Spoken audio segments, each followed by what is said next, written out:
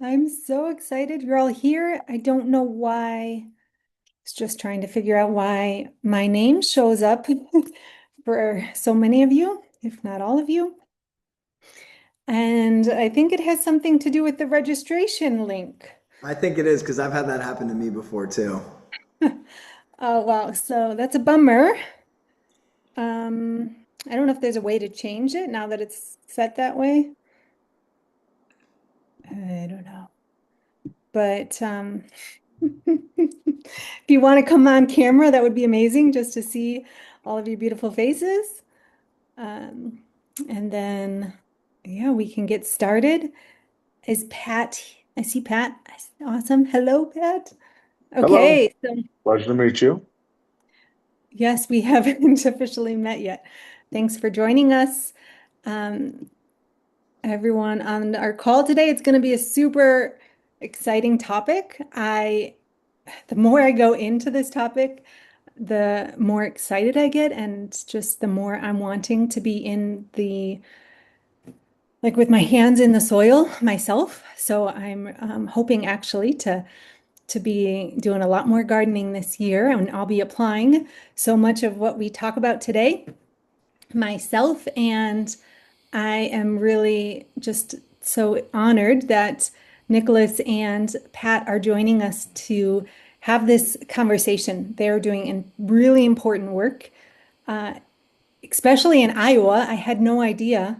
So you guys will have to tell us a little bit more about the unique difficulties that you face in Iowa and how cool it is that you are meaningful it is that you're doing that work there. So everyone joining us, I have known Nicholas for a little bit, a couple years, and when he started working with the soil, I was blown away to learn of the connection to the flavor. Of course, the soil is so important for making nutrient-dense food, but to learn that it was really impacting the taste of our food was exciting, and not just from a culinary standpoint, but also because I had been making the connections between flavor and the way that it is guiding us to how we are supposed to nourish ourselves. Flavor is not only a culinary delight, and it makes perfect sense that we enjoy the flavor most when it has a complexity and a balance of the different tastes. And it's just incredible that it actually ties back the brilliance of nature is not only in our bodies, but in our connectedness and the synergy with the rest of nature. Right? We are nature, we are not separate. And so I just wanted to kind of throw that out there to begin with of how brilliant and beautiful the system is. And soil is so much more meaningful when we think of it as that nourishing ecosystem that is nourishing our bodies and creating the experience that we have in this life rather than just the dirt in the backyard. Right? There's a big difference between dirt and soil. And even if you don't have a garden or balcony, little space to grow, even if it's in on your windowsill, if you have nothing at all, this conversation is meaningful because it's going to make a difference in how you choose the produce in the grocery stores or at the farmers markets. And I believe it will also influence your conversation with friends and family who are considering gardening or also just wanting to be more conscious with their food choices. So, all of that being said, let's bring on our men of the hour, um, Nicholas and Pat. Do you want to introduce yourselves a little bit? How did you get into this? Because neither of you are, professional gardeners as a right lifelong thing, but now you're both very much involved in the system in this world. So how did you get started in with yeah, the agriculture and discovering the importance of soil and how to clean up our soil, make it Yeah, super. I'll start first. So I'm Nicholas Bone from Director of Soil Saviors and Cell Saviors, and I'll introduce Pat in just a moment. But tonight we have, like Caitlin was saying, we have a really exciting call. We're going to go all the way from what's in your soil to what's in your food, to what's in your bodies and how that affects your health and how all of these systems and all of the principles are connected. And I promise you it's probably going to be in a way that you hadn't considered before or at a deeper layer because our whole system is fixed on let's get rid of the symptom and we're going to the root cause, no pun intended, in the soil, in our food, and in the human body. So if you're growing your own food, this is going to be for you. Or if you're walking around this world in a human body, this is going to be for you. And our goal here is to change your paradigm. I want you to look at the world differently. You're going to see how after this, you're going to see how the solutions people are trying to fix the land, to fix the food, and you're going to go, that actually doesn't make any sense. Like this paradigm is going to give you that lens, and you're going to view our modern solutions, and you're going to say, that's absolutely ridiculous. So that's what's ahead. At the end, we'll show you how to get our free course. Kaylin, I may let you play our new teaser trailer at the very end. Oh, yeah. Which is exciting. But let me tell you a little bit about Soil Saviors and Pat, who I wouldn't be here without. So my degree is in agricultural economics. And then when I got out of college, I moved to Davenport, Iowa, where my grandparents were Angus farmers. So I've got a little ag background there. And I started training with this guy who was a UFC Hall of Famer, world champion, and had built the best fighting gym in the world, bar none at the time. And so I went there, I had amateur fights, I had some pro fights, I had an undefeated fight career, and I trained with a guy named Pat Miletich, who, as you guessed it, is on the call with us tonight. And so we became friends, we've stayed in touch through the years, and Pat was involved with a really powerful supplement, and he got me to take it as well, and I'll tell you more about really the principles behind it in a little bit, but so he got me on that, and then he started working with a naturopath who is also a biodynamic farmer. And I would hear these guys talking back and forth about the principles and the things they're working on and the calls that they were on with people. And I was like, man, this sounds really cool. Like this is right up my alley because I had raised longhorns a while ago and I always had a garden. And I was Caitlin knows me through the mindset stuff and I'm a funnel builder and a marketer. So I got involved with Pat and Will, and I built out the whole system, the website and all the stuff. We all built it together, and that was my in. And it's been a great journey. We're going to tell you all about the principles, but I want to let Pat tell you why I'm here because of his vision and what he's so passionate about. So Pat, feel free to jump in here, buddy. Sure. Thanks, Nick, and thanks to everybody for being here.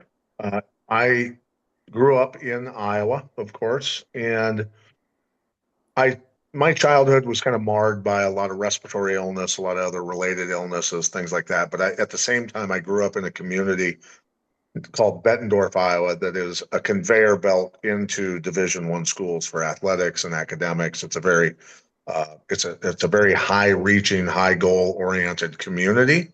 And so my whole life growing up, all the wrestlers, all the football players, literally the golfers, the track stars, just so many great athletes coming out of there. And I wanted to be great at athletics, but I couldn't breathe. So I struggled, my whole childhood into high school and left college a couple of years early to take care of my mother who had heart problems at the time.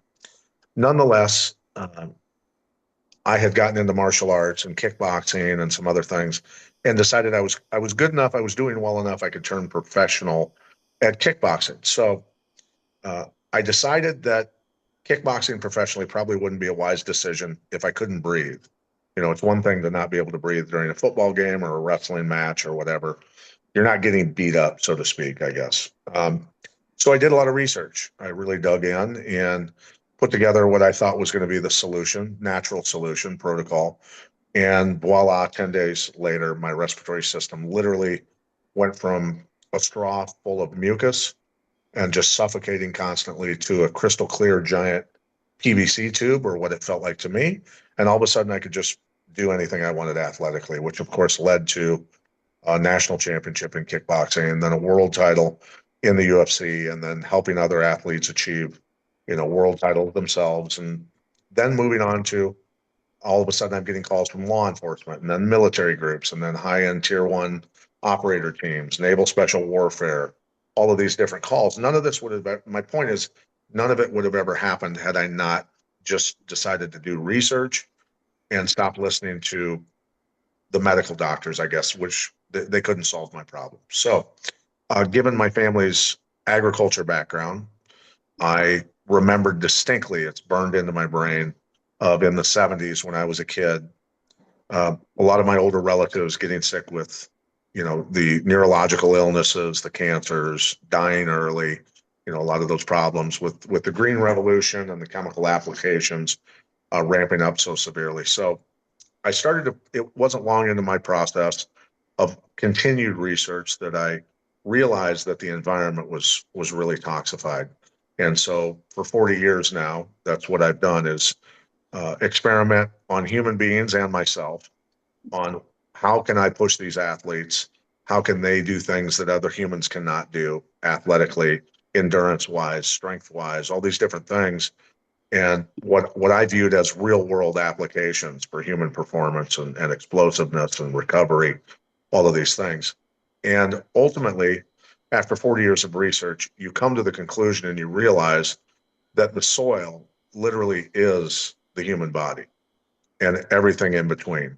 So the the way I view the world is it's one big organism and that we are just part of that bigger organism. So if the bigger organism is sick, I am of course going to become sick as well. If I don't know how to get those toxins out of my body, if I don't know how to remineralize, renutrify, and address the issues that are going on in the environment, I'm going to become and stay part of the environment and be as sick as my environment.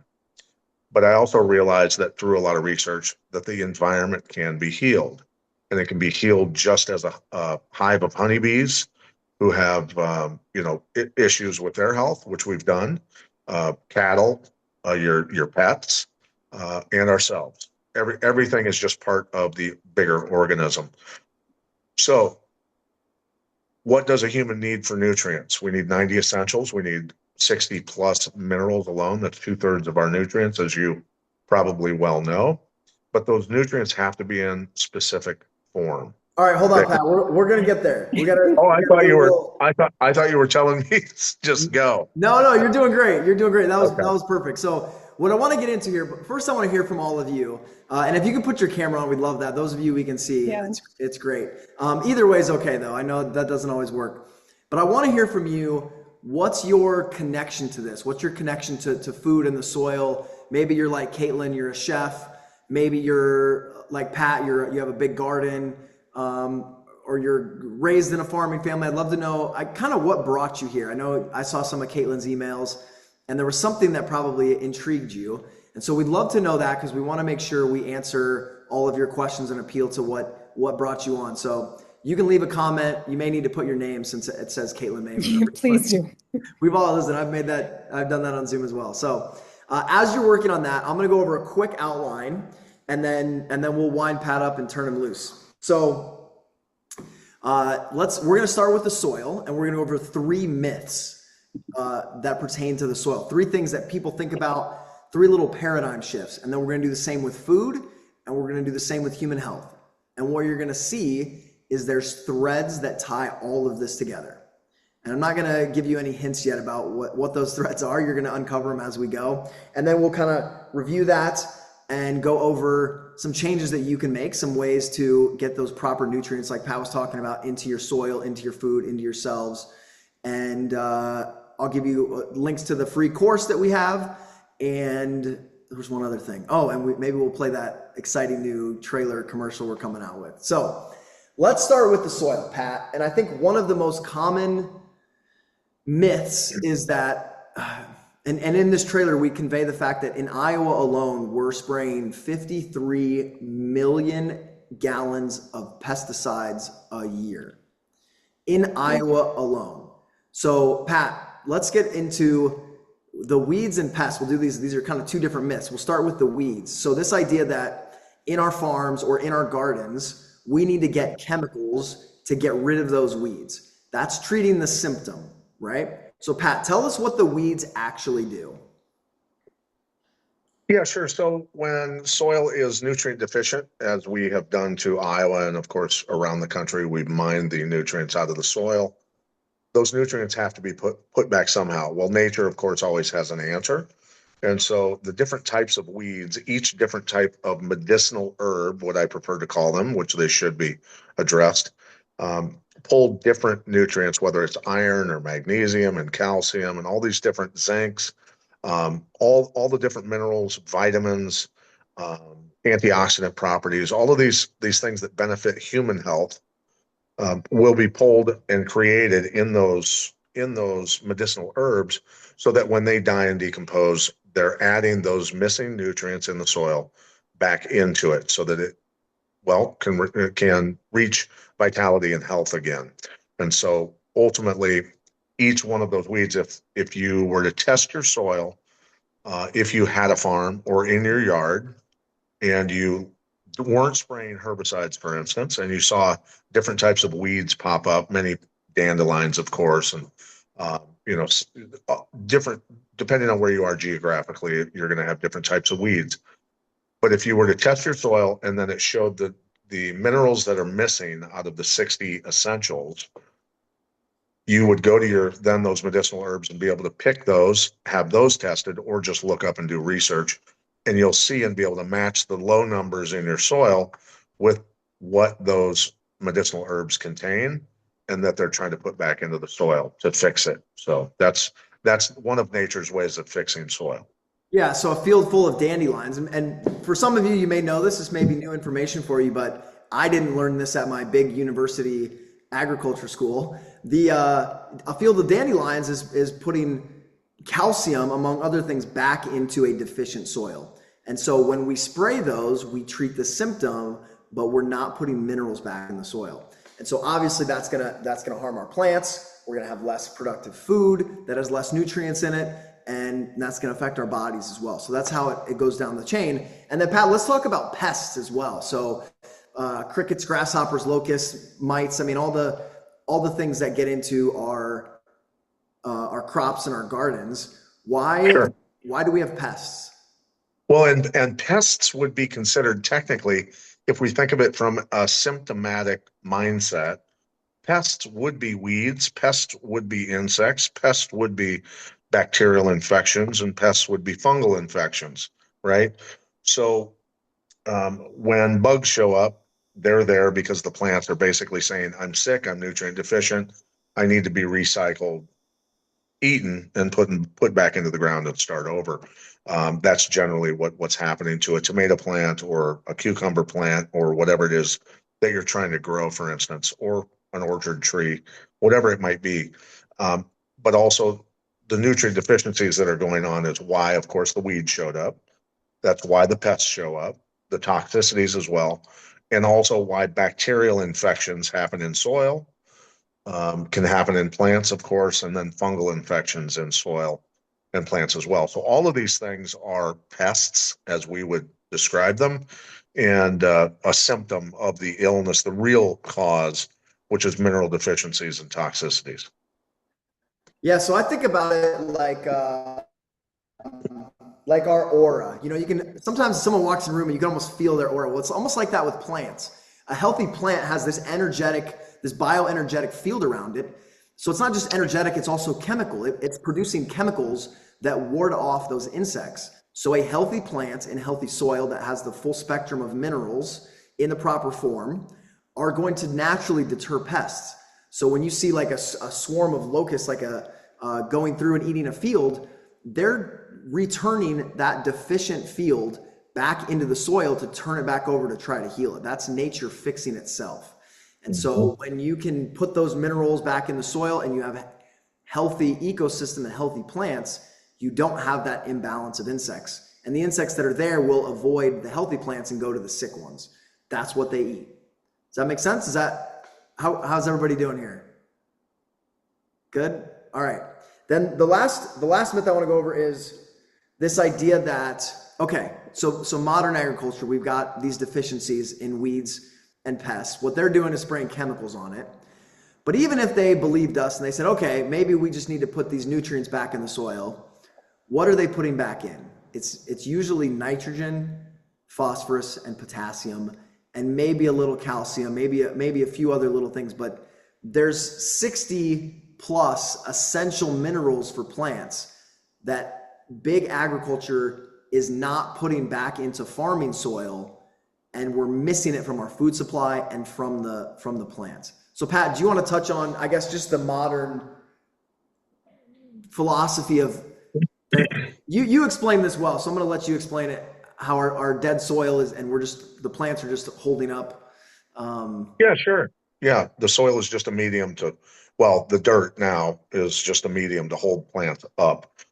So it's important also, and you can dial me back in after I go off on a tangent here, but I'm going to have to do that to help people with a historical perspective. So we know that in the 70s, the Green Revolution took over here in the United States. And since then, the people's health has not gotten any better, of course. It's gotten quite a bit worse. But if we go back to 1913 in Germany, the discovery of the Haber-Bosch methods of synthesizing nitrogen and phosphorus and potassium and putting those counterfeit versions of nutrients and those three nutrients into the soil, we're basically using warfare chemicals, the insecticides, herbicides, fungicides, and the NPKs. Nitrogen and phosphorus are used to create explosives as well, right? The chemical versions. Nonetheless, Germany's health as a community, as a society, started to spiral out of control in the 20s pretty severely. By 1928, the cancer became the number one killer over respiratory illness. And then into the 30s, of course, the message was it was a certain groups of people that were causing illness and spreading illness, blaming the people instead of the chemicals, right? And so the state took over private healthcare, and then 70% of the population in Germany in the 30s was then on pharmaceutical chemicals to deal with the environmental toxic caused illnesses that they were suffering from. And we all know where that ended up, the mental illness, the hormonal illness, and the physical illness, and generally a collapse of society. And that's gone on more than once throughout history. So it's super important. Now, back to the topic on soil.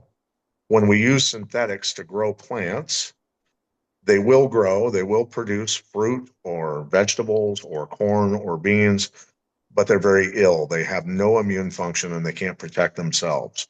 So therefore, to protect them, you have to spray insecticides, herbicides, and fungicides to either kill the insects or the weeds or other plants that are growing, that the genetically modified corn or beans or whatever it is that you're growing have been modified to be able to survive and produce things with only three elements, basically, right? So everything from nature then will die because of the blockage of the nutrient uptake and anything that might be there for the other plants to pull up. And unfortunately, that those toxins end up in our water, our food, our air, and then we become toxic from the environmental toxins, right? So that answered the question pretty well. Yeah. Let's not get everybody too depressed yet, Pat. We do have some solutions. We do have some Yes, we do. solutions. So there's some really simple principles that Pat and I are on a mission to educate people around the world. We're starting in America here, but the principles are simple, and it's this. When you have minerals in the soil and you have the right microorganisms, those microorganisms will break down and digest certain metabolites in the soil that will turn those minerals into what's called a colloid mineral. So they will bond carbon to those minerals. Now, when they're carbon bonded, they are available for the plants to use. It's just like in our intestines, we have all these microorganisms. We do not digest our own food. Our microorganisms do. The bacteria in our guts digest our food and prepare it for our cells. It's the same way in the soil. These microorganisms are digesting and breaking down minerals into the proper form so that plants can then take them up, use them for their immune function, and then use them in their fruit, which is what we eat. And so when you take I won't go there quite yet, but so these minerals and the microorganisms are essential. This is the entire game that we're playing that no one has probably told you about. I didn't learn this in like I said, big state ag school. And that's what's going to make the difference. And that's what's going to turn these soils around, because when you have both of those ingredients, you start to build carbon in the soil. You start to build life forces, because those little microorganisms feed everything up the food chain up into the plants. And so then you have soil that's not just dirt that washes away and that blows away in the wind. You've got an ecosystem that's like a web, and that web locks everything into place. It retains moisture, which is drought resistant. You could probably guess that it also keeps the environment cooler. If you've ever walked into a forest on a hot day, you can kind of feel the shade and the coolness of that ecosystem in there. And that happens in the soil too when it's full of life. It retains water, it retains coolness, and it's erosion resistant as well. We have in our video that we're going to share with you, 5.2 tons per acre per year are washed away from Iowa land. 5 tons per acre per year.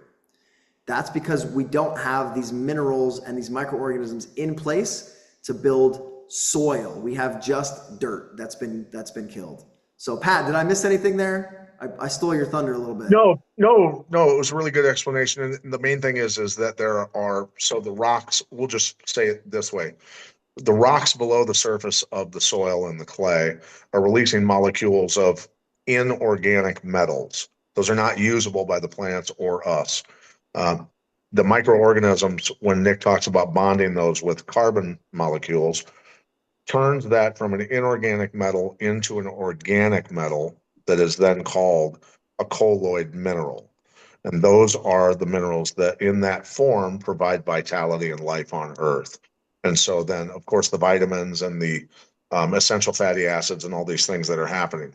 The beautiful part too is, are we talking about toxins right now as well? No, Can I add in, before you go into toxins, those minerals, in addition to the minerals, the phytonutrients, all of the compounds that give the plant that immune system that they're talking about, like a lot of the phytonutrients in general, the antioxidants that are supporting us are supporting the plant and that immune system. Those contribute to the flavor of the food. The sugars, the organic acid, the aromatic compounds, the polyphenols, flavonoids, terpenes, the sulfur even, and all the pigments that you see in that food, those are contributing to the health of the plant and the health of the soil. They're supporting each other, right? So when you are taking that food, and we're talking about nutrients, like I've been saying, the nutrients are all important, but it gets kind of boring when we're talking about something so abstract and it's all about health and biomarkers, but it's actually the sensuality of the life that is so amazing and worthwhile, that's why we want to be healthy and living. And so it comes back to the flavor of the food too. When we choose the most nutrient dense food grown in the nutrient dense soil, healthy living soil, we get to enjoy more flavor.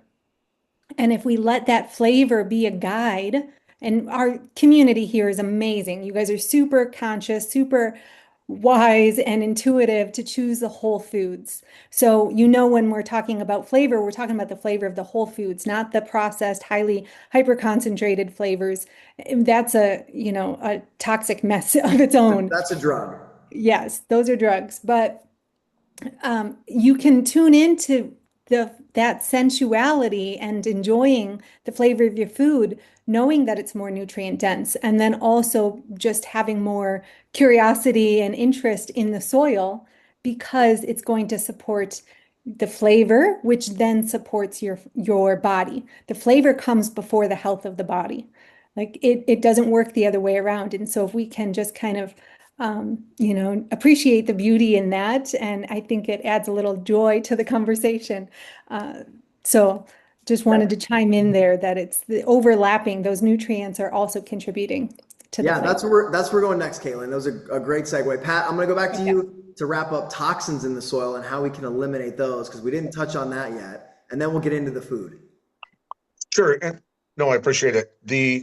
And the diversity, the flavors, what we call Brix ratings being so high, the salts and the sugars and things like that. When you eat a vegetable, a tomato, an apple that's grown biodynamically, where massive amounts of diversity of nutrients and the biology, the bacteria, the mycelium, and the other organisms, which we call extremophiles from extreme environments around the world, um, that it's incredible to watch somebody when I slice up a tomato for somebody that's never had a real tomato grown this way and they taste it for the first time, you can just see the magic. You can just see that they're experiencing almost for the first time in their life. It would be like putting a pair of glasses on a blind person and the first time that they see. When they taste real food, they can't believe what they're tasting. And it's a really magical moment. So, with all of that and converting these inorganic metals into colloids, beneficial elements, that the synthetic chemicals, the forever chemicals, the radiation contamination, the high acidity, all of these things are covered by the diversity in our program because we have a massive diversity of microorganisms and only those that are needed. If your soil has, say, high acidity, those microorganisms will express themselves, deal with that, and then their population will go back to where it belongs to reach, true vitality and homeostasis, as they speak in human ways for the soil. Um, so it really doesn't matter what the problem is. We've deliberately combined the diversity of bacteria, the mycelium, and the extremophiles to address any problem, convert any nutrients into bioavailable nutrients that will end up in your fruit, in your vegetables, and create amazing flavor and put that saying, let food be thy medicine and medicine be thy food, that becomes true again. Pat, let me expand or summarize, I guess, briefly. So you mentioned the extremophiles, which are like they're bacteria or microorganisms from extreme environments around the world. So phile means love, extreme means extreme. So they love extreme environments, which means high salt, radiation, high heat, all kinds of things, different that vary from very acidic to very Yeah. alkaline to Mm-hmm. sulfur vents at the bottom of the ocean. So we have a mixture of those, and when those go in the soil, like Pat was mentioning, they thrive in different environments. So the pesticides and the fertilizers we're using have inorganic metals in them. They're full of aluminum, they're full of arsenic, they're full of these different compounds that these extremophiles will then break down just like they would a metal in the soil, like they would rocks. And so then they add the carbon molecules to them, which are turning these chemicals into plant food. Does that make sense for everybody? Kaylin, is that too much? Get a little biology lesson here. That's great. And when we talk about extremophiles, because I haven't heard that word before, is it generally thought that they are not healthy compounds? Because some in extreme environments are healthy, wildlife that would then produce, unique compounds that aren't in most of nature, but they're in those extreme environments, but they're still natural. Does that make sense? Extremophiles don't seem to be like an automatic toxin. Do you No, get my No, no. question? Extremophiles, they will release exudates to break bonds, say, of forever chemicals, those tough bonds, Hmm. because all chemicals, all synthetic chemicals, come from either coal tar, petroleum, or natural gas, which the microorganisms recognize and that they want to convert them into what the environment needs, and that's their job. And so they will recognize, a forever chemical, for instance, and break those really tough bonds down Okay. and convert it into an essential fatty acid, actually. So I actually had it sounds like I might have had it backwards, that the extremophiles are actually the good guys helping us to break down. there you go. Yeah, and Okay. there's extremophiles that are called bacteriophiles, for instance, that police the rest of the bacteria and keep their populations under control to reach Mhm. that true balance, right? Okay, awesome. We have a question. Do you want to take a question now before moving on? Sure. And then we'll get into Sure. more into food. Yeah. Actually, we have two questions. BB will come to you in just a second, but Jamie was asking about the non-colloidal silver. Is it inert? Because that's used in injuries, in Colloidal, health so perspective. non colloidal. So I've always colloidal silver and colloidal copper were two of the substances that I used to heal myself 40 years ago, for instance, right? Um, colloid Colloid is when a microorganism does the work and bonds it with carbon. Colloidal silver, colloidal copper happen through electrolysis, through voltage in water. So it would be, for instance, there's a lake in Oregon that gets hit by lightning literally every time it storms, and it's full of nutrients, it's full of minerals. And the guy sells the water out of it to heal people, right? To solve a lot of problems. So the a non-colloidal, an inorganic form of silver, I wouldn't personally use. It would have to be a colloidal or a colloid form that I would use anyway. Okay, thank you. I think I had it backwards. I think I put an on there thinking I had something to, yeah, okay, I understand what you said. Thank you. Okay. Thanks for Yes, the question. that's what I was thinking too, Jamie. Okay, how about BB? Do you Yeah, want to come on and share? Ask? sure. I was going back to when he was talking about the bacteria that break down things that are we would like for them to break down, those things that might be harmful. They in themselves are not harmful. Is that what he's trying to say? They are part of the good guys out there, even though we call them a bacteria, like we do our microbiome is a bacteria. Yeah. Some so Right. so we have this stuff that is in the soil doing stuff it's supposed to, but somehow or another, our soil has become so damaged or depleted that we have almost eradicated this type of bacteria that goes out there and cleans up the world. And then Correct. where's the resource to repopulate our soil then? The resources that we have are um, digesters. Um, we have associates that are experts in creating in large digesters, large populations, and then putting them in amino acid blends, liquid blends to suspend them. And then when you add them back into water and with nutrients, those populations bloom, and then when you spray them onto the soil, they bloom even more because obviously there's food there for them.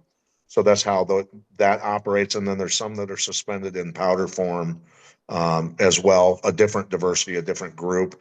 In the humate, which is decomposed plant matter that's right around the 60,000 year range, that sediment layer, there's a huge diversity of what's called extremophiles or archaea. So people can research archaea and those microorganisms, and the diversity and the location that comes from is such an amazing location on Earth, that it's it's hard to explain the level of nutrients that are in this and the diversity of biology that's in just one component. That it's it's it's the most powerful things we've been able to find, the combinations of the nutrients and the biology to put together in one package for people to put down in their soil and on their plants to bring everything back to life. And I know I went off on a tangent there, but No, that makes sense. But listen, what when we take something like composting and we put something like worms, earthworms or whatnot in there, they're eating what we consider waste product, and they create a waste product which we find very beneficial somehow in their digestive system. They turned it into something, and then it secretes out the bottom of your compost pile into what they call liquid gold. And then you yeah, put that out there on your thing. Is this similar to what we're talking about with these no, by nope, nope, nope. by But bacteria? the worms are part of that ecosystem to do the initial breakdown of the bigger, the dead leaves and the substances, the Right. organic matter and things like that. But we have to remember this. We have to remember that in a compost pile that the worms may be eating, of course, if the worms are there, that the amount of minerals and nutrients that were in the soil that organic matter was grown in that's creating that Exactly. compost can only contain what came from the soil to begin with.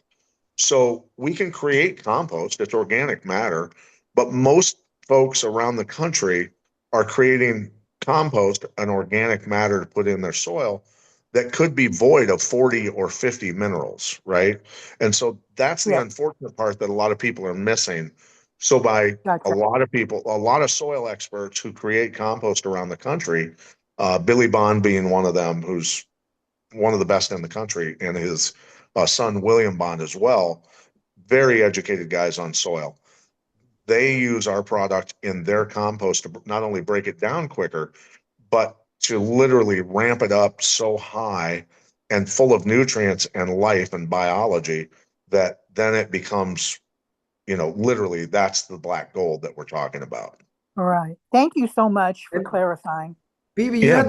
you have the right idea as far as like, yeah, if we left nature alone, like if we all went away and we left these fields alone, nature would fix it. The weeds would come in, the pests would come in, it would recycle everything, life would come back. But we're putting chemicals on them, they're falling out of the sky and we're spraying on them and we're taking minerals from it at such a rate that nature can't keep up. It would be like if you ate sugar or drank or you were taking all these poisons every day, your microorganisms in your body and your stomach would do their best to fight and break it all down, and all of your systems would be stressed trying to detoxify everything. But at some point, you would hit a point where it was too much and you were overloaded. And so this is what's happened with worm populations and microorganism populations is they're out there fighting for their lives and they just don't have enough to do it with the rate that we're doing it back, with that our society is harming them. And so like Pat was saying, our mission is to bring all of those microorganisms and all of those minerals back in to turn those pesticides into plant food and to really change how people think about this. Yeah, and it's important. I just want to clarify for the environmental when we talk about, so the bacteria, the fungi, these, so we talk about terrain theory or germ theory, right? These opposing views. So I'll give you an example of an environmental problem that we've created, but then blame the germs, right? The germs. So in Iowa last summer, and it's already starting to happen this summer in Iowa again, 14 lakes and 14 beaches were closed in the state of Iowa due to an E. coli outbreak, right? An E. coli bacterial outbreak.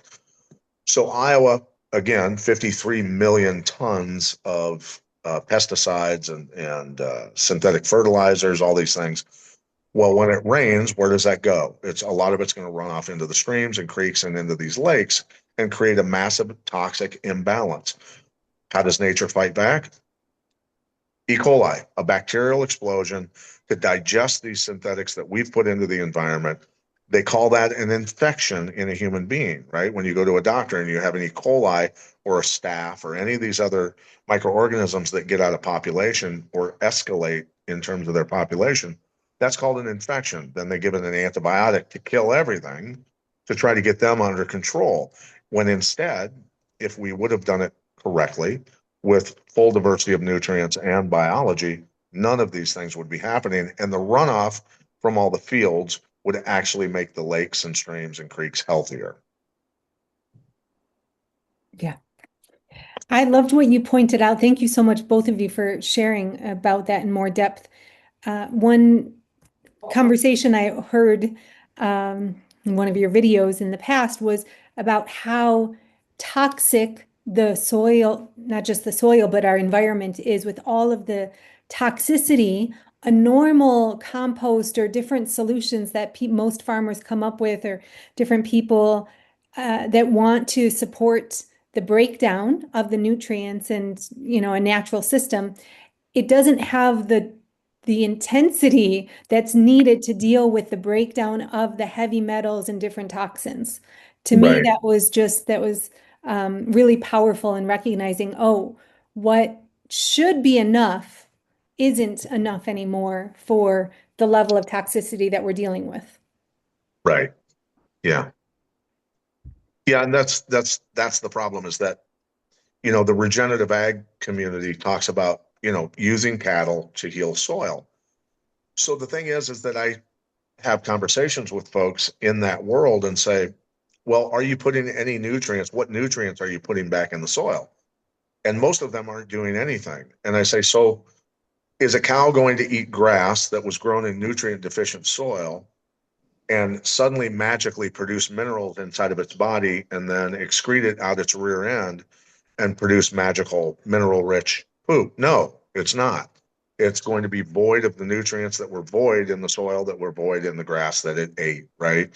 So we have to, and we know where they are. I mean, there's minerals. Minerals don't escape into space. They don't disappear off the earth.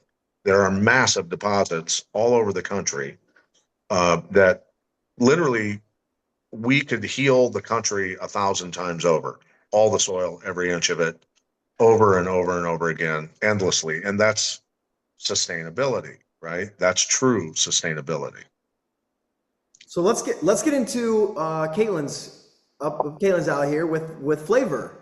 And so our bodies are these incredible mechanisms where we have urges for certain foods that drive us to the right minerals and the right foods for our body. And a lot of times, as humans, we get out of touch with that.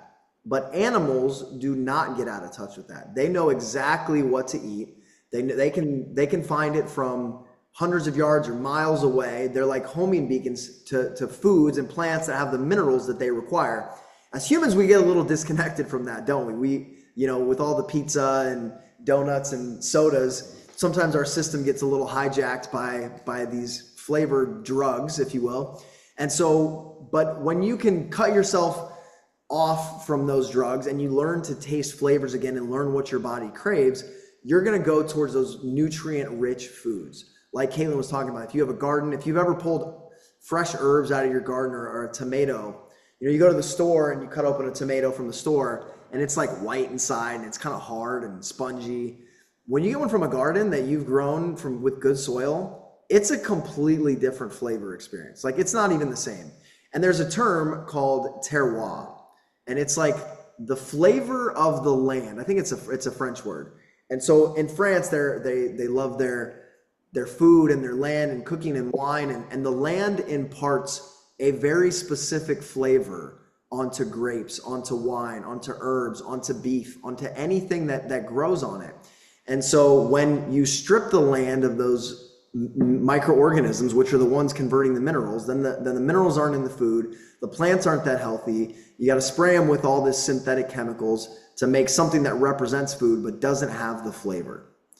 Does this make sense? So this is where our flavor comes from, is this cycle that we're talking about in the soil with microorganisms and minerals creating a strong immune function and strong productivity in plants, which then your tongue and your taste buds and your digestive system recognize.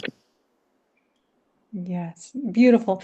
The industry, the food industry is, and agriculture is using the different, what is it, NPK, sodium potassium, Nitrogen, phosphorus, nitrogen. potassium. So they use these synthetic fertilizers, pesticides, and different things to compensate for the lack of nutrients in the soil, the lack of health in the soil. And they can do things that make the food look good, but then they still don't taste good. So if you've gone to the grocery stores and, like Nicholas said, with the tomato not tasting good, but there's so many of the plants that don't taste as good as they used to.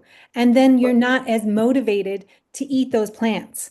Well, we can add more vinegar and spices and herbs and do all this work in the kitchen, but the much stronger solution is to address the soil instead of trying to make it work in the kitchen with, poor quality plants to begin with. Let's look to the soil and just makes Caitlin, do we have a hard stop for time? I just want to make sure I'm respectful of everybody if we have. No, we can go. I usually allow us to go 90 minutes, but Okay, all right, awesome. So we don't have to go too long, but so let's get into one of the myths with food and flavor. So one of the myths is that we can just go to the store and buy organic, right? We can just, there's the synthetic food that's grown with chemicals. We don't want that. We'll just get organic. Pat, why don't you share with people why we can't just go buy organic food and have the same results we're talking about with growing your own food? Sure. Yeah. Well, coming from the kind of the human health and performance side and educating what a human being educated on what a human needs for optimum performance and immune function, all these things that we have to have. It's easy for me when I have a conversation with, say, a regenerative ag expert, and they've been programmed to say a plant needs 17 minerals to grow correctly. And then I will pull them aside after they give a presentation or whatever, and I'll say, well, where's the other 40 some minerals? And they'll go, what are you talking about? And I'll say, well, how many minerals does a human need? And they say, I don't know. And I said, well, you're the person providing the food. You're the person that's supposed to know these things and what's supposed to be in the soil, right? So even the organic folks, minus some of the other products that they're using and some of the sprays and that they're allowed to use, so to speak, they're void of a lot of the education that the chemical companies have controlled the education. We know that. They've funded all the research. They keep the lights on at the universities. That's just the way it's been for the past 70 years minimum, right? And so very important for everybody to understand that if I need 60 plus minerals alone, where are they going to come from if I'm not the one putting them in the soil? Because most people, even the experts, quote unquote experts, aren't aware of the human needs, the nutrient needs. And when we go back to 1934 or 1936, document 264, they read this into the minutes on the Senate floor and that's almost 100 years ago, that the soil was already so deficient that we couldn't possibly eat enough food to give ourselves the nutrients that we need. And that's a scary thing. Almost 100 years ago. And here we are now. And all we have to do is go out in public, go to a store, go to a mall, go to a park, and just observe your fellow Americans and what kind of physical, mental, and hormonal state they're in. And we understand why it's happening, right? Through the nutrient deficiencies and toxicities. Anyway, that's organic food. And another, we have another well-known big name who I won't mention is an advocate or using biosolids and biosludge, which is human waste, which, as you can guess, is full of chemicals, pharmaceuticals, and a lot of these they're combining with yard clippings, which are full of chemicals, and they're calling that compost, and they're putting that on yards and farms, and they are literally killing everything. Pat and I take calls all the time with people who've put county compost on farms in Texas or a park in Illinois, and they literally wipe out everything and they can't grow food there anymore. And so this is, compost is organic, right, Pat? I mean, manure from a cow that's getting chemicals is considered an organic thing. Yeah, and that's I'll give you one conversation of the person at university here in Iowa that's well known for agriculture. This person is a professor at the university, by the way. That when I was asking what inputs they're using for their compost there at the university and selling it, to everyone, that one of the inputs that they use is cow manure. And I say, well, what are the cows eating? And he goes, well, what do you mean? What are the cows eating? They're eating corn. And I go, what was the corn grown with? And he goes, well, and I go, you understand that the cows are eating toxic grain grown with synthetic warfare chemicals, and that's coming out their rear end, and that's being put into your compost. That's what's going on. And he goes, well, mind you that he's a professor. And he said, well, if it was toxic, they'd die.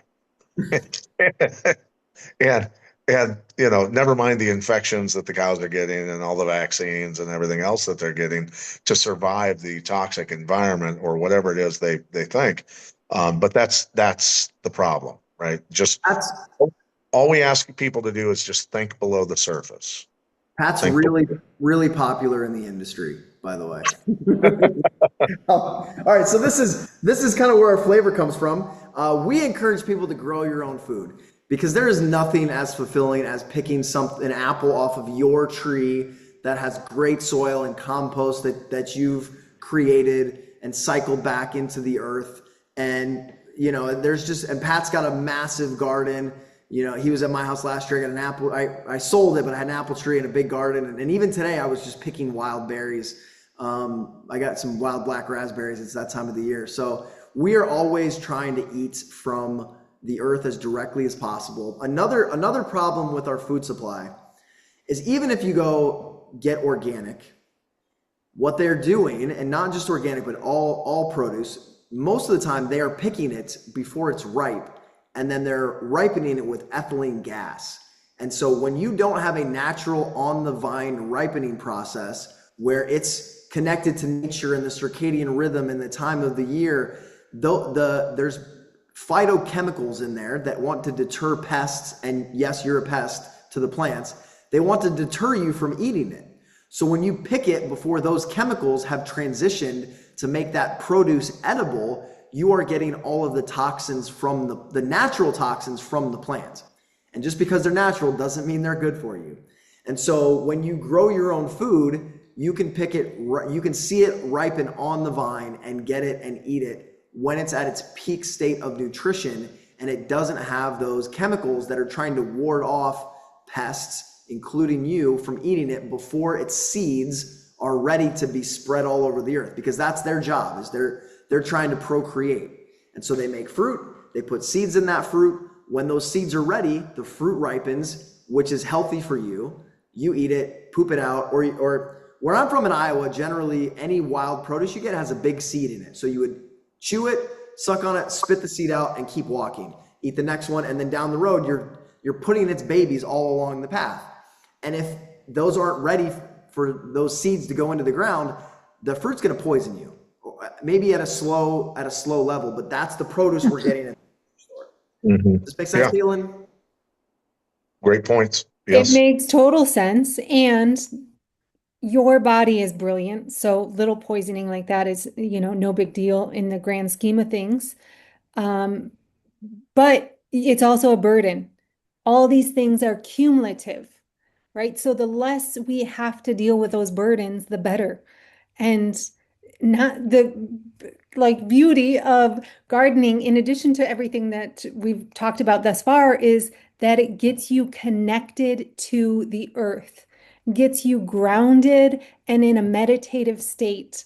So it's not only working, and this is how the system works, our whole ecosystem universe works in such an intricate way in helping us and supporting us in so many at so many levels, so many dimensions. And so I just want to throw that out there before we continue, is that if you're not gardening already like me, have not been a gardener, it's something that I deeply want to embody because of all the benefits, not just the power of making the food more nourishing and delicious. Yeah. Yeah. And a lot of chefs out there, some of the world's best chefs, have now started gardening because they want to be able to pull, and they have greenhouses, they have organic grows going on because they want their clientele, who are, many a times the top chefs are cooking for, very wealthy people who demand very high grade food. And so they want to be able to have that right there fresh to be able to deliver that to their clientele, right? So this is something that's super important because they recognize that quality has to be there, and the flavor tells them that, right? So, Bibi, do you have a question? And if anyone Yeah, else yes, has a question, yes, please let us know. yes. It's more of a comment. It's like when I think of commercial agriculture, I think of highly processed food because um, it's been grown wrong, sown wrong, grown wrong, harvested wrong. It's very a violent environment. When you grow a garden that is protected from the elements, so to speak, and is raised with your own two hands with soil that you constituted with the best nutrients and the best um, things that you can provide, the stuff that's produced by that is going to be priceless. It is going to be worth every minute you put into it, and worth putting in your mouth. Let's just say that. And your constitution's going to improve. I'm in a position where I can't have a garden just yet, but I did it one time when I was much younger and had kids and had property to put a garden on. And I was always trying to redevelop the soil because it was so depleted by the time I got there. And then I wanted to build a great big, like you said, greenhouse Hmm. or a shelter, a dome, so to speak, so that I wasn't getting the sprays and the pollution Mhm. from God knows where. And because that travels, we forget that acid rain is a real thing, and that volcanic ash travels through the trade winds. There's all kinds of things out there that we don't take into consideration when we say, "Oh, I'm going to plant a garden out here in the lower 40 here and try and treat it." So you want to keep that soil protected. You want to keep your plants protected from the evil beings out there in the air, the water. We're with you. Absolutely. Absolutely. I was just thinking though, you might have mentioned this, and if so, maybe we can just repeat it, but it sounds like the soil saviors option that you have is so beautifully designed that it is actually supportive to cleaning the air that might land in the soil, that it is actually going to be supportive of alchemizing the toxicity from that. Is Sure. that Yeah. true So or? yeah, and I can explain. So we've saturated the environment with toxic chemicals and heavy metals so severely that we have to understand that evaporation is going to pull those synthetic chemicals, the molecules, the inorganic metals, the heavy metals, those molecules do go up in those water columns of evaporation, and they do go into the back into the air. And then when it rains, those synthetic chemicals, those herbicides, those fungicides, all those things are coming down all over the country. That's why people who have taken care of their soil the best that they could have anyway, that they knew how to, are not understanding why their heirloom seeds are not growing. They're having trouble growing natural gardens because herbicides are coming down in the rain, saturating their land and killing their gardens, right? That's happening all over the country. We have conversations with folks who have been gardening their whole lives who can't garden now because their plants are all dying, or just not doing well. So we have to understand that. So if we put the nutrients, the diversity of nutrients, and the massive diversity of microorganisms into the soil, those water columns of evaporation are now filled with the nutrients and the microorganisms that get taken up into the atmosphere, and they go to work in the atmosphere as well. That's the beauty of this. So by healing soil, when it rains and it runs off into the streaks and creeks and lakes and things like that, by healing the soil, we heal the water. By healing the soil through evaporation rates, we also heal the air. So we do have the power to do this. If even half the country were to wake up to this, we probably solve most of the environmental problems. Yeah, that's amazing. Like we can't be working at one level. We have to be doing all the things. But I love how complex the soil saviors is in thinking about considering all of this and really maximizing the amount of cleanup that it can do in addition to adding the nutrients and nourishing. I have a quick So, Yeah. quick comment. yeah. My mom died of leukemia about 10 years ago, and I remember asking the doctor what caused it. And his answer I thought was very astute. He said, "Well, it's the chemical soup that we're living in." But Yes. I want to say, which seemed totally appropriate to me with my orientation to the world, which matches you guys. But really, today I've learned a couple of things that are more subtle than anything I had heard before. So I really appreciate, I mean, I feel I'm quite, you know, aware of these issues, but you've given me a couple more, like the inputs to the organic farm may really not be organic if they're not, all of that level, and the fruit not being a little bit toxic before it's ripe. Those are subtleties I've never heard before. So I just want to say I appreciate that. Well, good. And I know Caitlin, and I know you guys are like-minded. We're birds of a feather in several different categories. So I know you guys would be really close and open to these little distinctions, like you mentioned, and these subtleties. And our goal is to free this whole nation from the system we're living in. And the best way to do that is to fix our soils and to get people growing their own healthy foods as an act of rebellion, right? You know, we're bringing back the victory gardens. Only this time it's not to fight a foreign enemy. I don't know if any of you remember that, but to fight a foreign enemy, it's to get us out of the domestic war that we're in. And so that's part of the path. All right. So I left, if any of you have to leave early, I did leave a link that is to access the free Art and Science of Soil course, or to see our website if you want to learn more about that. But we're going to get into some of the human health stuff. And, you know, in a perfect world, we've taken all these extremophiles and these minerals and we've spread them all across the land in our country. We've gotten rid of pesticides and we don't have to worry about the toxins, but that's not the reality yet. And so we want to take those minerals and microorganisms that are missing from our system, from our environment, and we want to put them into our system as well. So we're going to go over some health myths right now and see if we can help you guys think about how to get your systems optimized while we're healing the soil. And so one of the myths is that we can just eat a healthy diet and get all of the nutrients that we need. And Pat already went over a 1928 study that showed that we don't have enough nutrients in our food.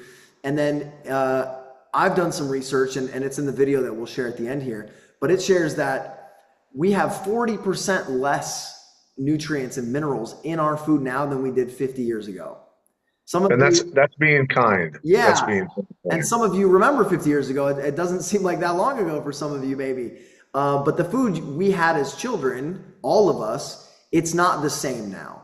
And I was talking to someone yesterday who was like, oh, I'm allergic to pasta. I'm allergic to tomatoes. I just had olives. I'm allergic to that.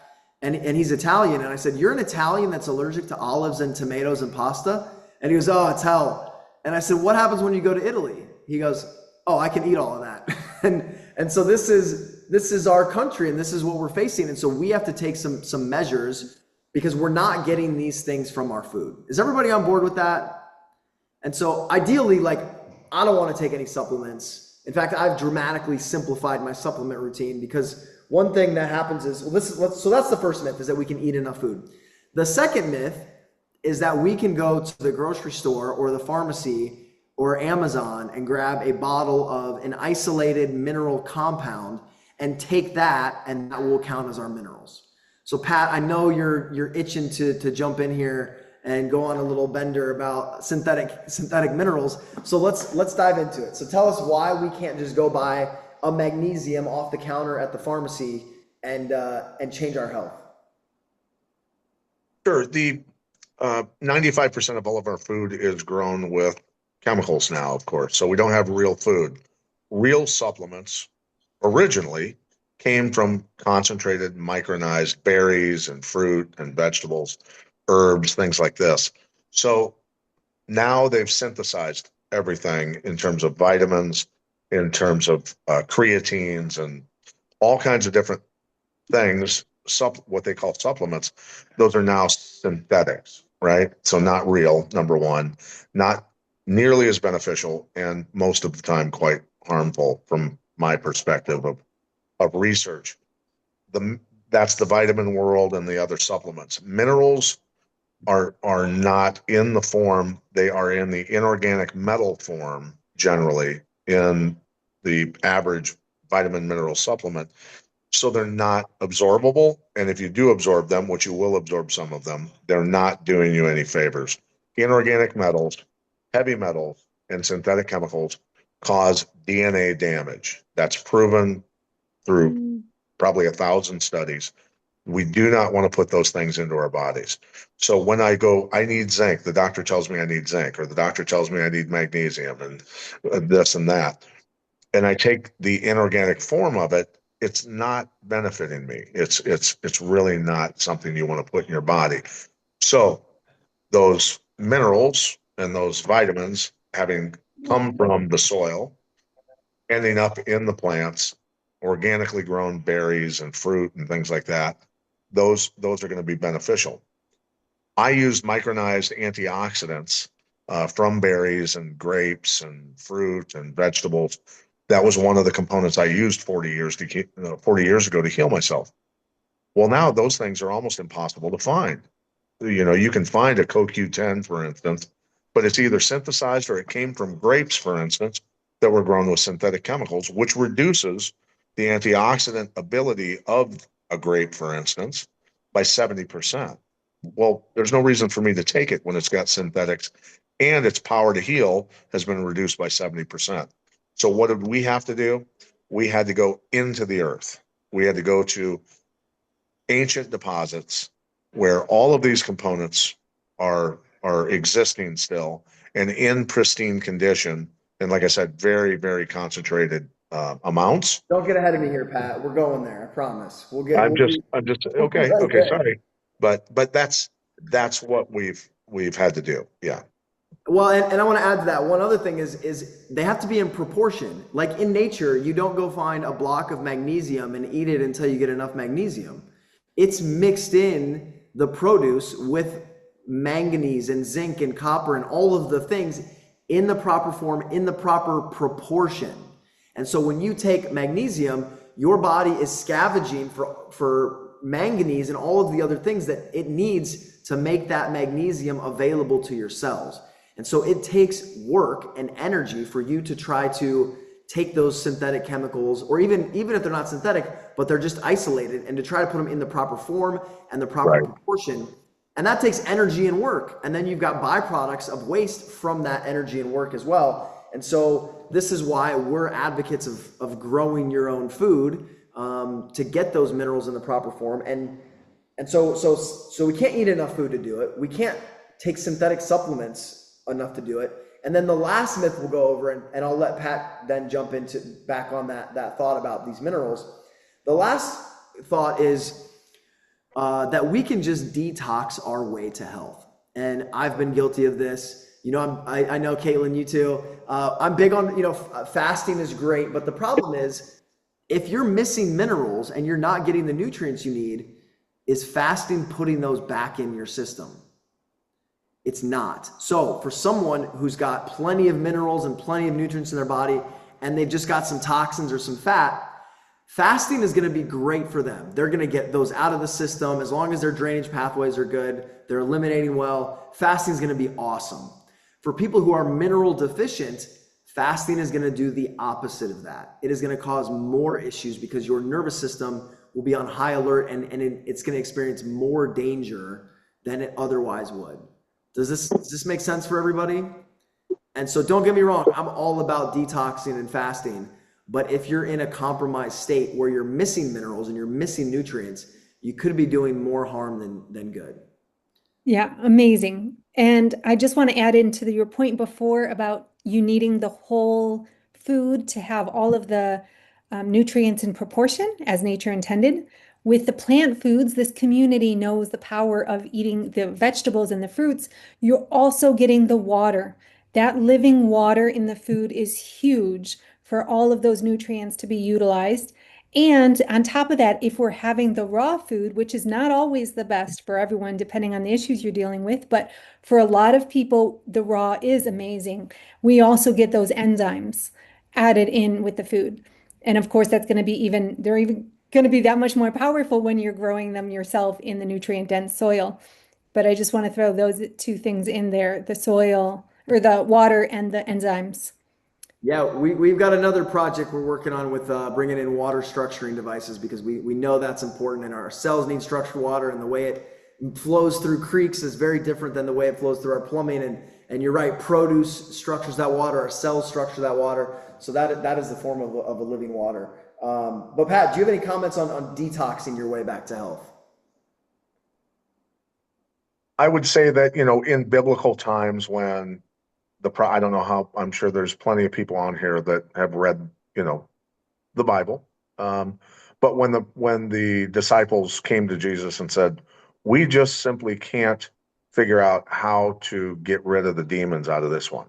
This guy is, and so obviously that person was probably full of parasites as well, dealing with some pretty serious issues, things like that.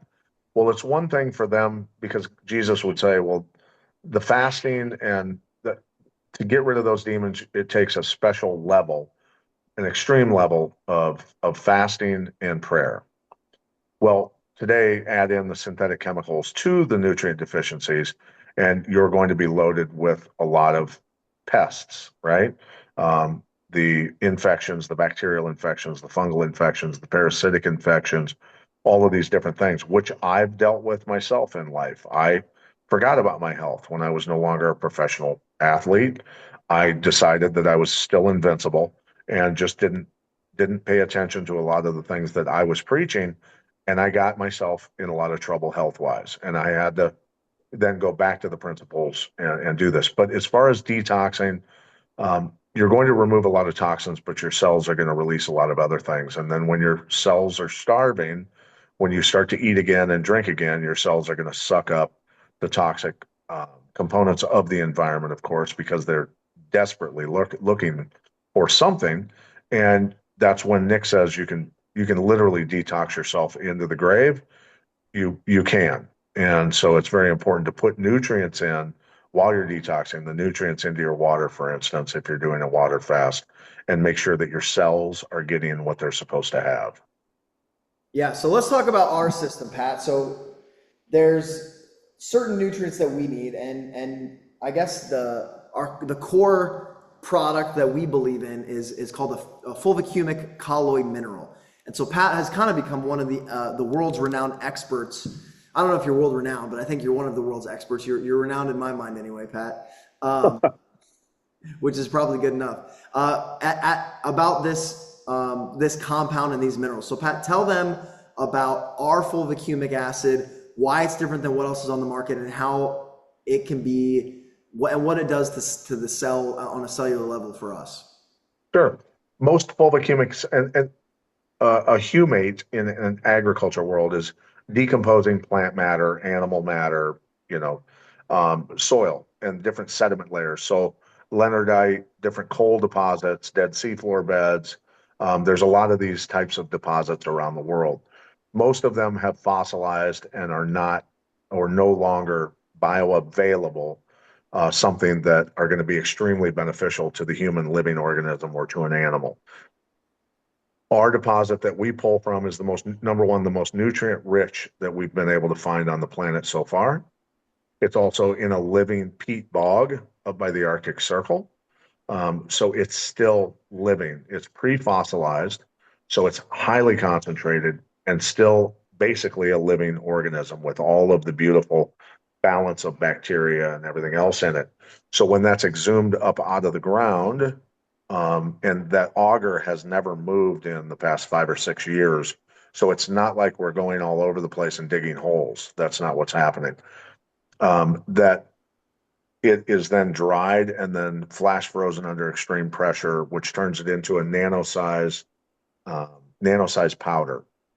Very water soluble, 98.9% water soluble. There's no chemicals used to remove the fulvic from the fossilized rock or the peat bog, the bog derived substance. This is a natural, they use a combination of literally essential oils. This is an ancient way of doing this to remove the fulvic from the peat itself. And then you've got nothing but perfect balance of biology, perfect balance of the minerals, 77 colloid minerals in that substance, and so that it's as good as it gets. It really is as good as it gets. And I've searched the world over. I've had people from numerous humate and fulvic suppliers send me samples from all over the world, and they simply can't come close to this fulvic. So. So what happens a lot of times when we're not getting the minerals we need, our cells still need minerals, and so they will absorb heavy metals in the place of the minerals that we need. And so what happens is when we detox a lot, we release those, and our cells are still looking to absorb the minerals they need, and so they'll absorb the bad ones in its place. But when you start taking the colloid minerals, your cells start releasing the heavy metals and the toxins and then taking up these colloid minerals and creating cellular health. And so when you first start taking them, you may have some off-putting eliminations for a few days while you're getting your system back online. but that's part of the process. And this is a chelator. It binds to toxins many times its size. It's full of electrolytes. It's fully alive, and it's, again, it's the minerals in the form that's missing from our food. Yeah, and so what we've observed through folks with, inflammation, respiratory inflammation, joint, spinal, a lot of muscle, connective tissue, brain fog, vitality, energy, endurance, recovery, all of these different categories, from folks that just want to feel better to world-class athletes that want to run faster, lift more, be able to do more, and recover really well. There's been dramatic changes in people's lives. I've not ever witnessed one substance, and it's not one substance, of course, it's 77 colloid minerals, but a deposit on the earth that provides this level of change for a person's life. That's, and that's not me trying to sell something. That's just the honest to God truth. So Yeah, so that's the fulvicumic acid, and then we're also a big proponent of salt. So I mean, everybody knows, like, you need electrolytes, right? And table salt has sodium and chloride, so it doesn't have the full spectrum. Just like it doesn't, like most supplements don't have the full spectrum of minerals. Table salt doesn't have the full spectrum of electrolytes in the form we need.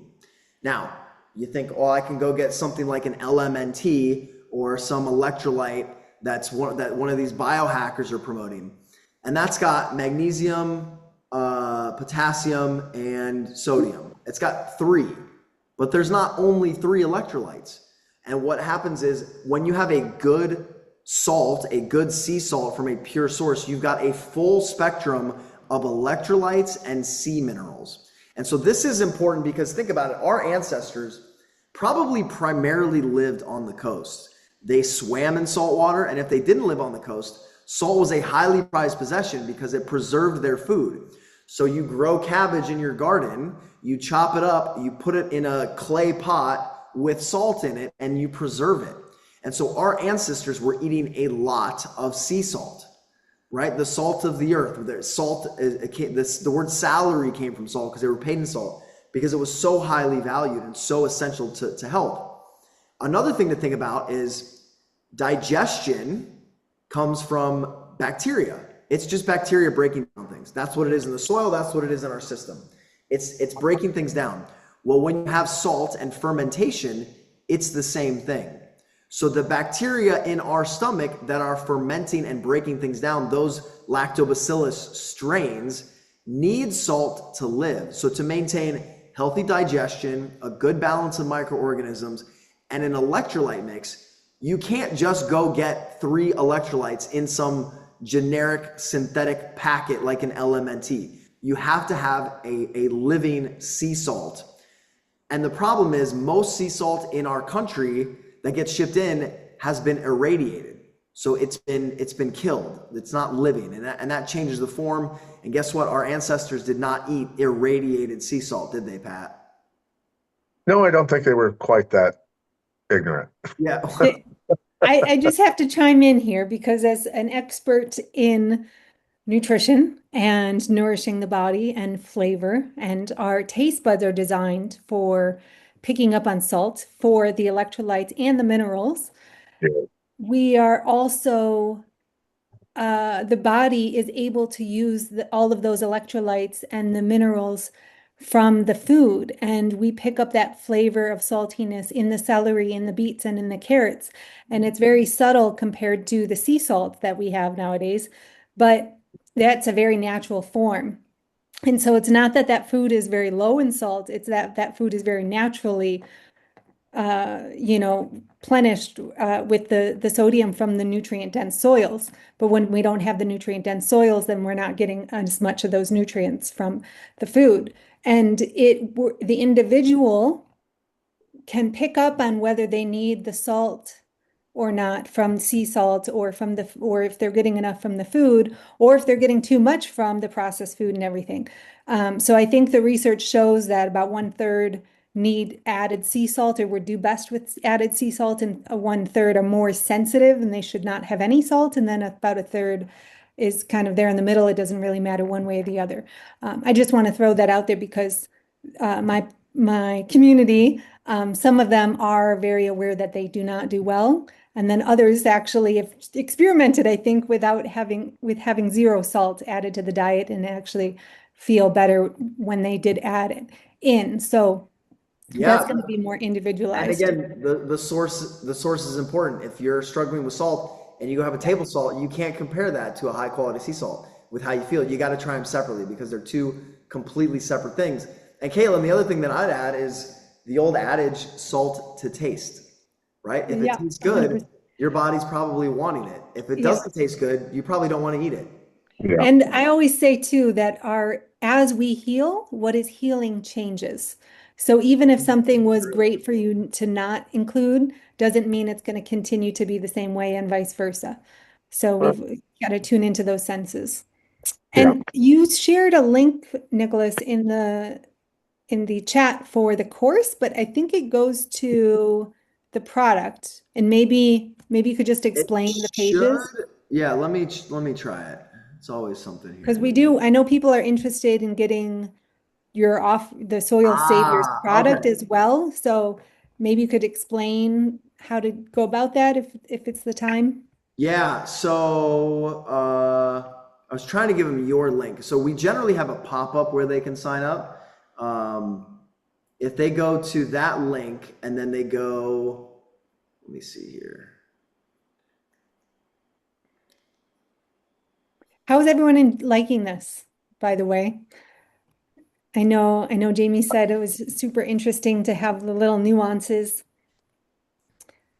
I would love to hear what you're thinking because, like I said, this matters so much. And I've been talking about food and flavor, but as I've gone through my journey, I've realized I don't really need as much depth in the flavor complexity in the kitchen. I would rather simplify my kitchen experience and start with better quality ingredients to begin with. So I'm curious what you guys are thinking, how you're, yeah, vibing with this. I know we've got a lot of people still on the call, so that's a good sign. I Yeah, wish I could see more of your faces. yeah, I'll do, yeah, so Caitlin, they can go to soilsavers.org has an opt-in for that. And I'll give everybody your discount code as well before we get off the Okay, call here. And that then would be awesome. Thank I'm going to you. share the link. So our human supplement product line is called Cell Saviors, and that's the fulvic humic. We have a regeneration kit. You can buy them individually as well. That's the fulvic humic acid, the salt of the gods, and then the 100 plus probiotic is a soil-borne probiotic, which means it doesn't replicate in your system, so it can't get out of balance in your system. It's transient. So you take it, it's the microorganisms that should be in our food now, and those go in and they outcompete with pathogenic strains and they balance your system, and they're doing the same thing they're doing in the soil, which is binding and to toxins and transmuting those. And then we also have a digest assist, which is a digestive enzyme from natural food products and herbs that goes with it. And so it's kind of set up as a 30-day reboot to kind of reset your entire system, remineralize and detoxify.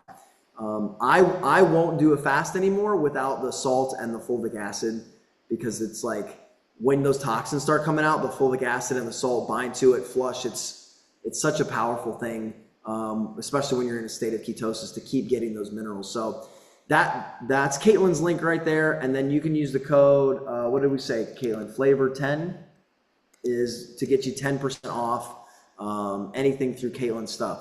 So, all right. If you have any questions, let us know. Caitlin, I'll probably, can you pull that video up? How am I going to pull the video up? Oh, okay. What's up? Let's. Yeah, it's the link I sent you. I told Yeah. Pat not to share this with anybody, so we haven't shared this. This is our first draft of it. We got a few edits to make, but this is our commercial we're going to come out with, because we're on a mission, and we want people like you to be healthier and to understand what's going on and these principles. And it's been a learning process for both Pat and I, that we want to help our country understand faster than we did, and start turning the soil. Can you just clarify before I play the video, can you clarify the link that was just shared? And I'm going to put all of these links in an email tomorrow. Yeah. I'll send out something, but one of them goes to Cell Saviors, which is a supplement package that you were just talking about to help with, nourishing the body, especially during times of detoxing. Yep. And then separately, the link that was shared previously is the link to the Soil Saviors. The soil saviors, yes. Okay. And at the bottom, just for clarification, at the bottom of both of those websites, you can find the link to the other website as well. Yeah, our footer's got, you can get the course and you can get everything at the footer of either of those pages as well. The course is down there too? Okay. Alrighty, so let's share my screen and see about this. So you're our first viewing audience, so we'd love some. And this is the rough draft. This is the rough Yeah, draft. we have some edits to make, but this is our. And thanks for hanging out for so long. It's been an hour and a half. This has been fun. Yes, thank you. Yeah, thank you guys for coming on and everyone that joined. It's great to learn this stuff, and in equal measure, it's frustrating because you realize all the efforts you make to get things right are still missing, and they're nuances, but they're foundational. That's kind of wrecks the whole thing if you're not, if the thing you're getting is already toxic, what good does it do? So, Caitlin, I've got it up if you want. Is this? Screen. there you go. There you Okay. go. I think this is it. Oh, you have it? No, you're not seeing what I'm seeing. Can you see my screen? I can see. All right, let me. Wait. Iowa is a state in crisis. We are facing a second dust bowl. Iowa's topsoil is washing away at an average rate of 5.2 tons per acre per year. You blow it up, Experts Nicholas? declare our soil was so nutrient deficient that we simply couldn't eat enough food to supply our bodies with essential nutrients. It is estimated that our food is missing up to 40% of the minerals and nutrients it had just 50 years ago. Over 53 million pounds of carcinogenic agriculture chemicals are sprayed on Iowa's farmland every year, seeping into our food, our water, our livestock, and even breast milk. It's no surprise that Iowa is second in the nation in new cases of that condition that I won't even say due to fear of being censored. Over 21,000 Iowans were diagnosed with this condition in 2025. It's even estimated that 1 in 4 of our dogs will get this in Iowa. Despite all the chemicals, Iowa farmers are struggling with weeds and pests more than ever. The skies in Iowa are continuously sprayed with geoengineering chemicals, and fewer people seem to be controlling more and more of our media, our medicine, our food, our farm inputs, and even our politicians. Instead of fixing the real problems, they are telling you to drive less, eat tofurkey, get your boosters, and buy the latest GMO seeds and use even more potent chemical inputs. But the real problem is that we've stripped Iowa's farmland of the over 60 essential minerals while only putting back in nitrogen, phosphorus, and potassium. Modern agriculture practices leave the land uncovered to wash away one of the state's greatest assets, our topsoil. We've stopped treating topsoil like a living ecosystem, and our practices have decimated populations of natural microorganisms essential to healthy plants and healthy Iowans. But there is hope. Every problem carries with it the seed of an equal or greater opportunity. We can harness the power of nature to fix it all. I'm Pat Militich. I'm Nicholas Spohn. And we are the Soil Saviors. Our revolutionary 7-component system contains a diversity of non-GMO microorganisms from around the earth that break down toxins in soil, including pesticide residue, petroleum products, heavy metals, and even radiation contamination. Pests like locusts are nature's cleanup crew. They are drawn to dead and dying plants. Healthy plants in healthy soil are naturally pest resistant. Healthy plants send off different chemical and energetic signals that actually deters pests naturally. Weeds are not the enemy. They are nature's way of pulling the missing elements from the atmosphere and putting them back into imbalanced soil. When the minerals and microorganisms are restored, the environment no longer needs weeds, and they tend to go away on their own. Animals are naturally drawn to mineral-rich plants and soil, and their manure speeds up the process of sequestering carbon into the soil. Healthy soil full of organic matter acts like a sponge, retaining water, which makes your land more drought-resistant, rebuilding Iowa's aquifers, and even cooling the environment. My fellow Iowans, we have the power to reclaim our independence from an outdated system and heal Iowa's soils. Iowans, we want you to soil yourself. The revolution is happening right under your feet. One garden, one orchard, one yard, 1 acre at a time. To get your free paradigm-shifting course, The Art and Science of Soil, visit soilsaviors.org so you can truly understand what it's going to take to reclaim Iowa's soils. To put Iowa's people and her soils back into the heart of the heartland, visit www.soilsaviors.org.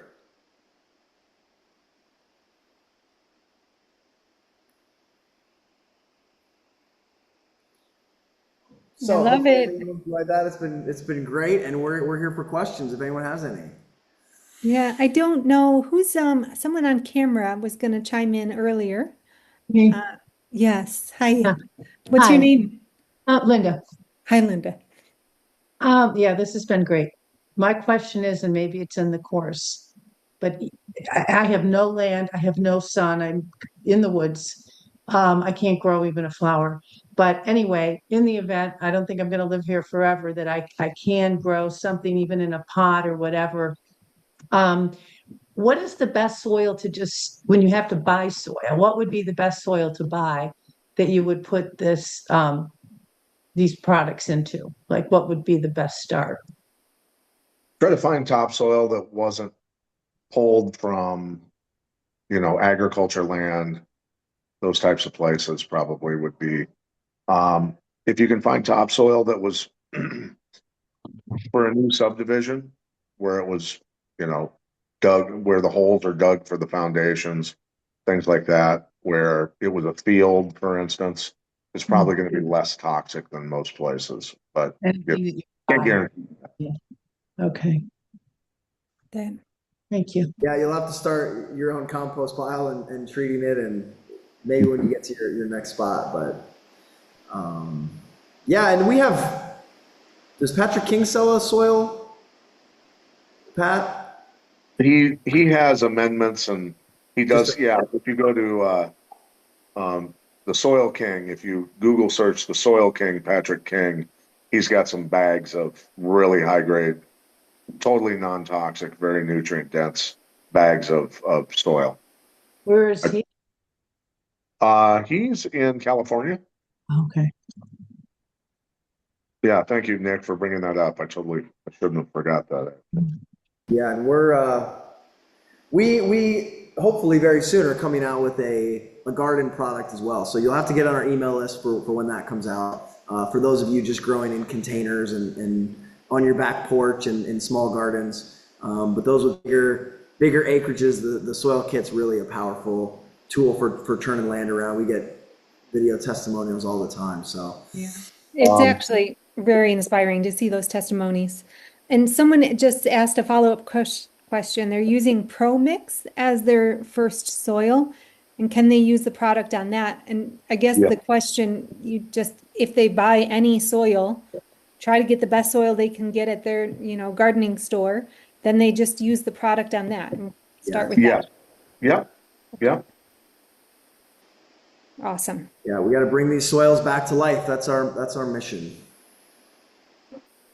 And this is probably not relevant to most people here, but I'm curious about the soil being your product being designed for the States over somewhere like I am currently in Ecuador, where the climate is very different. Have you thought about that?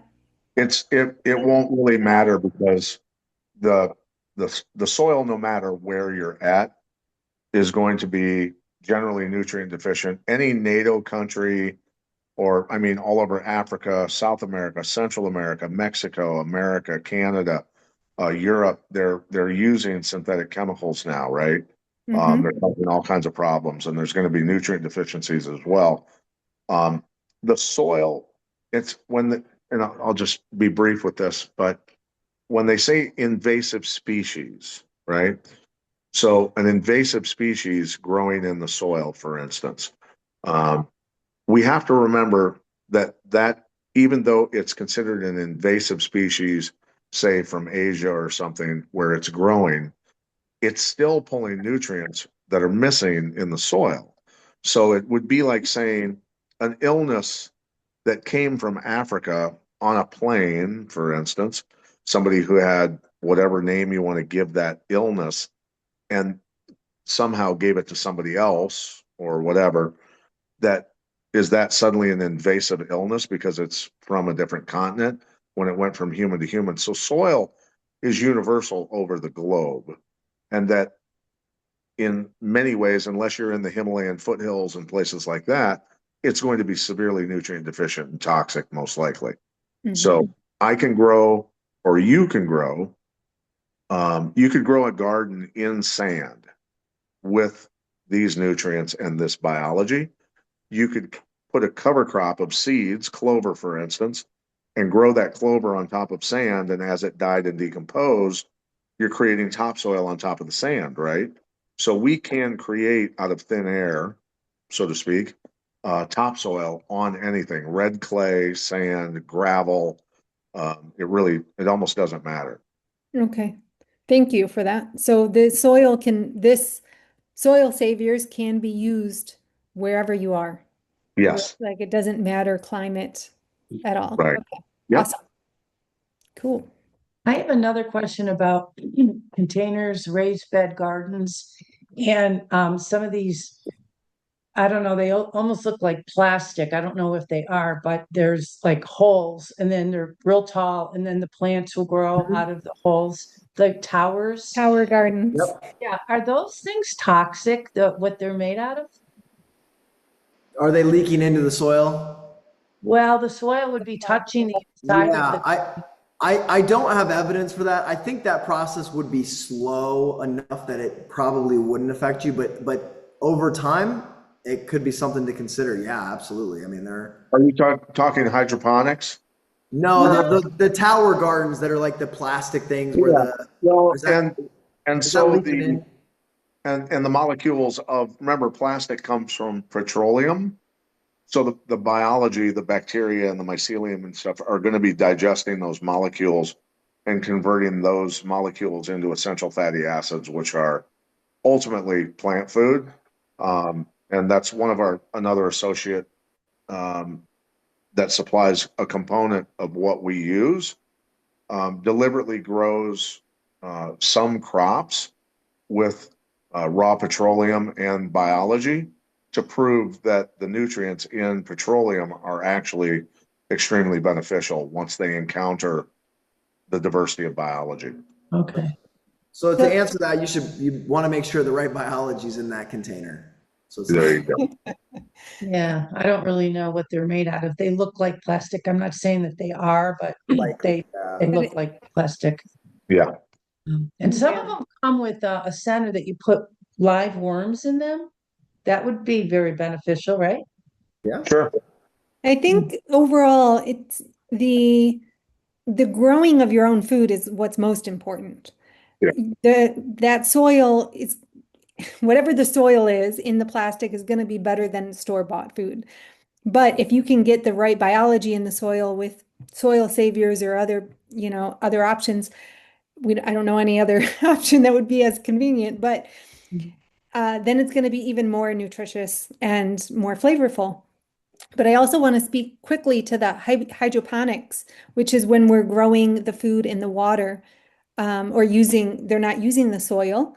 That is shown to be very, very effective and very flavorful as well. However, you're not getting the natural system. You're still not getting everything that you would be getting in the soil. And most of the flavor, the enhanced flavor that people talk about with hydroponics is in one direction of making it sweeter and more savory, which is a big part of what I've shifted in my approach to flavor. We need a more holistic approach. We need the bitter, we need the astringency. And so the soil option, the way that it improves flavor is actually more holistic and much healthier than just improving the sweetness of the produce or the savory component. Does that make sense? Yeah, that's why we use the phrase "it's a bitter pill to swallow" because the bitter is often very healing, right? It's anti-parasitic and has certain properties. And I agree with you. I don't think I think the sun is a very important part, and if those hydroponic systems aren't getting natural direct sunlight, I think it affects the flavor, you know? Yeah. And that reminds me, this is totally different, but there is a new documentary out, and I'm going to be sharing this in the next day or two with everyone. And it's about the importance of light with our gardening and agriculture and human health as well. But it's called the Pharmacy of Light. And so the combination of soil and the light is really, just a magical system. And it speaks largely to our own health and getting the sunlight and also taking care of our microbiome. Our microbiome really did evolve with the microbiome of the plants and the soil. And so we are taking care of ourselves when we take care of the soil and vice versa. I just thank you all for being here. If there's any last minute words you, Nicholas and Pat, want to chime in on, but I know everyone's, given us a lot of time, and I hope this was highly, beneficial and interesting for everyone here. Thank you for joining us. And if you have any questions, you can email Nicholas or Pat or myself. Their email addresses are on the website or contact link, Yeah, I can put and it mine as well. in the Okay, comments thank as well. you. Yeah, thanks everybody for hanging out for 2 hours. It's been amazing. Yes, thank you very much. And Caitlin, thank you for an educated group that Yeah, are really like-minded. So we appreciate that. Caitlin, Thank you both so pleasure much as for doing always. this work. Yes. We've got tons of resources, podcasts, a couple courses. If you get into our back end system or you need help with that, send me an email. If you ever want to buy anything, Caitlin's discount code of flavor10 will get you 10% off. And we're here. We're here on a mission, so we're not going anywhere. If you need Awesome. anything, let us know. Cool. Thank you, everyone. Have a beautiful night. I'll be in touch. Thank you. And cheers to more delicious food, more nutritious soil. Thank you all.